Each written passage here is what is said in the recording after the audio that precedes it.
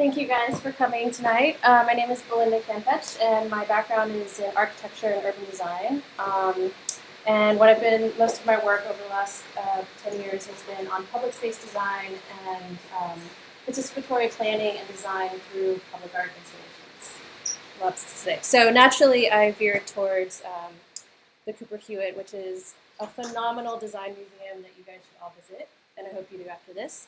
But I decided to create a recommendation system for the Cooper Hewitt Museum. So I'm going to give you a little bit of background about the museum because I think it's very important to understand where it's been and where it is now. So a little bit of history about the museum. The building itself has a legacy of innovation that I think the museum is trying to carry through in its development. And so the building itself is beautiful. It was completed in 1901, and it was the former mansion of Andrew Carnegie. And its legacy of innovation, it was the first residence in the US to utilize structural steel frame. So it allows for these kinds of beautifully expansive spaces and very intricate details. It was also the first residence to have a residential elevator and central heating and a precursor to AC. So these sort of like legacy of innovation is just like embedded within the walls. And because I'm an architect, I love all this stuff. So the Smithsonian took over the mansion in 1976. And in 2001, they went through a major renovation of not only the physical building, but also rethinking how we experience museums. So they thought about creating an interactive component. And if you think right now, if you go to a museum, it's a very passive experience. You kind of walk through, you see things you like, you may take a photo that isn't very good. And sometimes you don't take a photo of the details of it, and so you can't really remember what it is later on. So part of the renovation was to make this experience less passive and more interactive.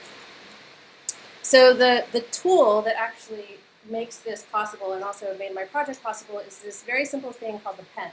And so when you go to the museum, they issue you a pen. And with the pen is a little slip of paper that has a distinct visit ID that you put in your pocket, save for later. But as you're kind of sauntering through the museum and you see something you like, you scan it. And it tracks your all the things that you like. And you can kind of think of this as a social media like. And some other really cool things you can do with the pen, there's this thing called the immersion room and the process lab. The process lab, design is a very iterative process. So the idea was that if you saw something that you really liked, you could, and were inspired, you could like sketch it out and share with people that were with you. The immersion room is amazing. You step up to the table, you draw your own wacky pattern, and it makes it a wallpaper that's then projected, similar to the setup on all four walls in the immersion room. And the really cool thing is that the pen and these unique IDs allow your experience to go beyond the museum walls. So when you go home, you can put in your unique ID, and it actually gives you all of the items that you liked, which is pretty amazing, plus all of the details. And you can access more of the photos and things like that. Okay, so a little bit about the data. Like Chris mentioned, they have a phenomenal department that is trying to make everything open source and accessible. So all the data I received or I downloaded from their GitHub repository. And the two data frames I downloaded were the object data frame, which has information about every single object in their collection. So there's about 194,000 objects. And this data frame has everything from the name, the country of origin, the type, the tag, the medium, dimensions. I have to say that I got really excited about some things like type and tag because I thought they would help inform my project. But when I looked into them, there were just like way too many, and I'm not really sure how they were created, but there were certain things like for the medium, if something was made of stone, stone would be categorized with a capital S and lowercase s. So you can imagine that for 195,000 objects, it got a little overbearing and not very useful at this point. So The other data frame was the actual pen data frame. So this is the user information or the social media likes. So I had 584 days of data, about 3.5 million scanned items, 111,000 unique visits, and of the 195,000 objects in their collection, 7,784 were scanned. So just some very quickly exploring the data set. We looked at departments and the distribution of objects by department. And drawings, prints, and graphic design have the most, which makes sense because it's a museum of design. And looking at the distribution of objects by country. So it's a little bit small here. You can see the US, France, Germany, Italy, and the Netherlands. So this also makes sense if you have a little bit of knowledge about the history of design and its influence. And this is really interesting. So this tells us that on average, there is about a person will scan between 2 to 4 items per visit, which is interesting to me because when I went, I scanned like 70 objects. Okay, so now we get into actually creating the recommendation system. So what I utilized was something called collaborative filtering, and this package is called the Recommender Lab, and if you've heard of it, it's because it got really popular with the Netflix competition. And so we didn't actually go over this in class, so this is a huge learning curve for me, but it's a really interesting method. So within Recommender Lab, there are several methods that can be utilized, in which I chose a few, but there's a popular method in which the algorithm will recommend popular items, and then association rules, which I'll go over in a second, user-based collaborative filtering, I'll tell you why it's great in a minute, item-based collaborative filtering, and then a hybrid model. Hybrid model meaning you can essentially stack different types of methods. So the two main ones, user-based and item-based collaborative filtering, are represented here in the graphs. And the main difference is that for user-based collaborative filtering, we actually have patterns from other similar users to recommend things that the active user may like. So what the algorithm does is it utilizes k nearest neighbors to figure out similar users, which are highlighted in blue and here in the graph, and the one in yellow is the active user. And then it sums up all the columns and then removes, with the red axis, removes the items that the person has, the active user has liked, and then recommends the objects or the items that have a value greater than 0. And similarly, item-based collaborative filtering does the same thing, with the exception that we do not have user information. It's all based off of the items. Okay. So I just wanted to try something really, my first attempt was to use the popular method just to see what a baseline was. And it's okay, but it's not performing all that well just by the inspection of the AUC, the area under the curve. And so then the hybrid model, as I mentioned before, this kind of shows you the comparison between the two. And so the line in blue is association rules, in green is item-based collaborative filtering. User-based was left out because it was too computationally expensive, so it actually timed out every time I ran it. And then the ones in red are popular items and then random, which are not performing very well. So with this package, I was only successful in running one particular method, not a hybrid model. And I chose to, within Recommender Lab, do item-based because in another package, which I'll show in a second, I utilized association rules. And we can kind of see the output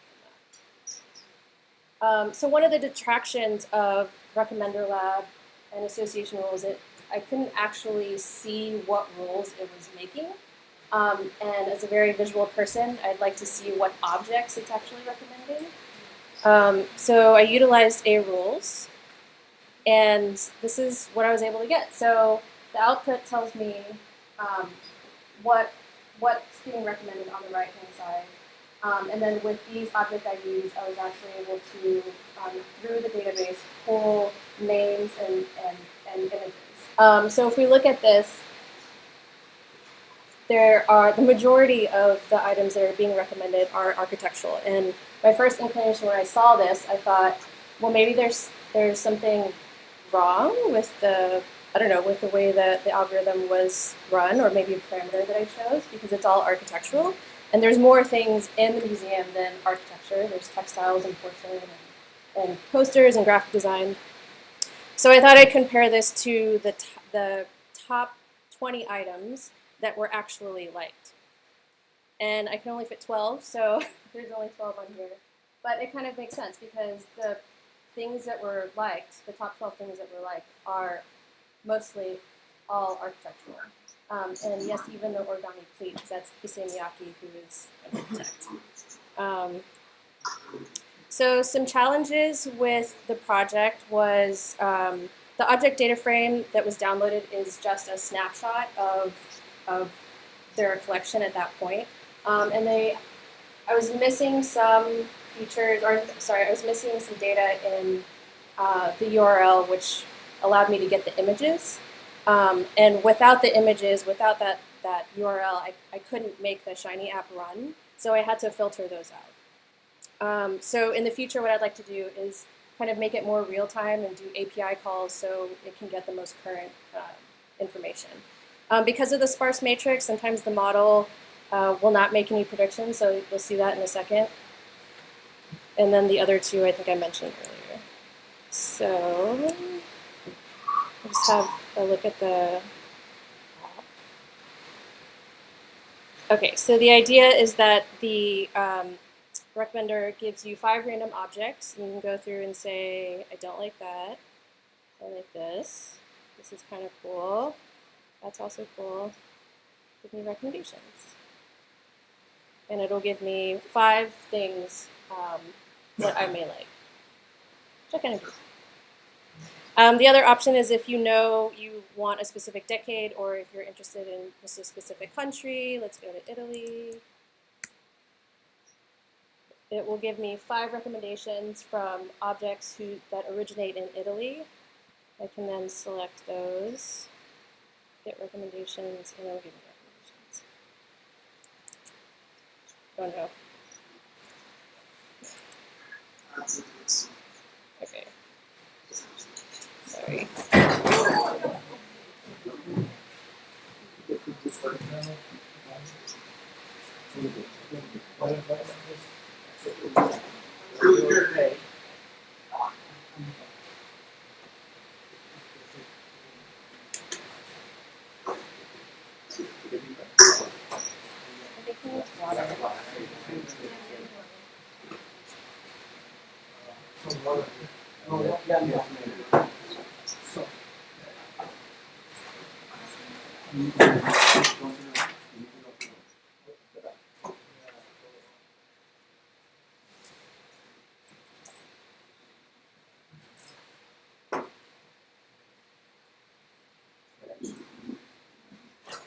Okay. So for next steps, I'd like to refine some of the graphics of the app. Some things like if you hover over the image, it will give you the item information, so you can see what the name is, the designer. Like I mentioned, I'd like to make the app more real time, so integrating API calls to keep it up to date, and then also maybe implement natural language processing for the tag and types for the features that had that were just not useful, that I think could be useful in making the recommender more robust or give more precise recommendations. And then what was really interesting for me is that I also wondered if we could predict a person's area of interest or profession based on the items that they scanned, if that could help inform curators at the museum so that they can plan for future exhibitions. And then as an architect, I always love doing spatial analysis. So I have an inclination that maybe some objects are being scanned more than others based off of where they are in the museum. I know that like when I go to a museum, the first thing I see, I spend a lot of time on, and as you move through the museum, you get museum fatigue, and people tend to lose interest. So I'd really like to do some sort of like exploded axonometric floor plan and map the objects to the locations. And I have to thank Zayu and Kyle and Joe, his Biffle Joe, and CPM for being really supportive and awesome through this project.